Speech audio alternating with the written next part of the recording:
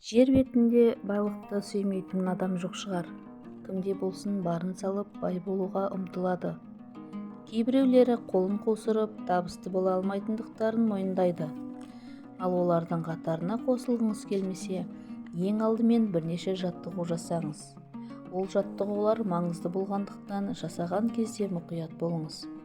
Жаттығулар нәтижелі болсын десеңіз, жауаптарыңызды қағазға жазып отырыңыз. Сонымен ең алғашқы жаттығу. Ақша мәселесінде сізді қинайтын 10 себепті тізім жазыңыз. Яғни сізге ақша не үшін қажет? Ақшаға байланысты қандай қорқыныштарыңыз бар?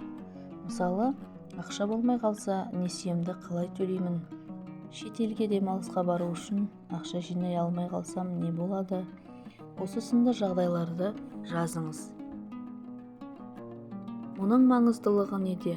Мұның бар себебі бай адамдарша ойлауда. Олар еш уақытта қиындықтан қашпайды. Өзге біреудің ақша келіп бергенін күтіп жатпайды.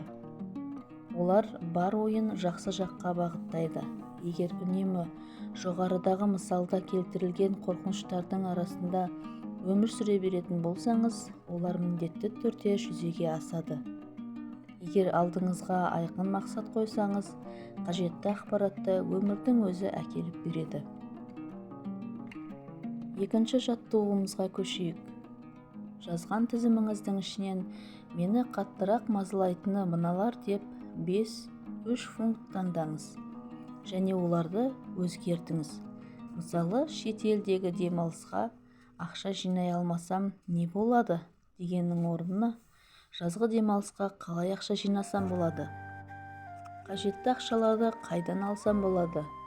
Армандарымды жүзеге асыру үшін не істей аламын? Миыңыз қажетті ақпаратты тауып, сізге көмектессін десеңіз, ойыңызды осылайша өзгертіп отырыңыз. Яғни қорқыныш пен күдікті мен не істей аламын деген мүмкіншілікпен алмастырыңыз. Өзіңізге дұрыс сұрақтар қоя білсеңіз, миыңыз әрдайым дұрыс шешім тауып отырады. Ал егер менде неге барлығы жаман, неге менде ақша жоқ, мен неге басқалар сияқты емеспін деген секілді сұрақтармен мазалайтын болсаңыз, миыңызға ақталудан басқа еш нәрсе қалмайды. Табысты адамдардың кедей, жолы болмайтын адамдардан басты ерекшелігі осы. Олар өздеріне дұрыс сұрақтар қойып, айқын мақсаттарға жетуге ұмтылады. Сол себепті қандай қиын жағдайға тап болсаңыз да, оларды осы жолмен шешуге тырысыңыз.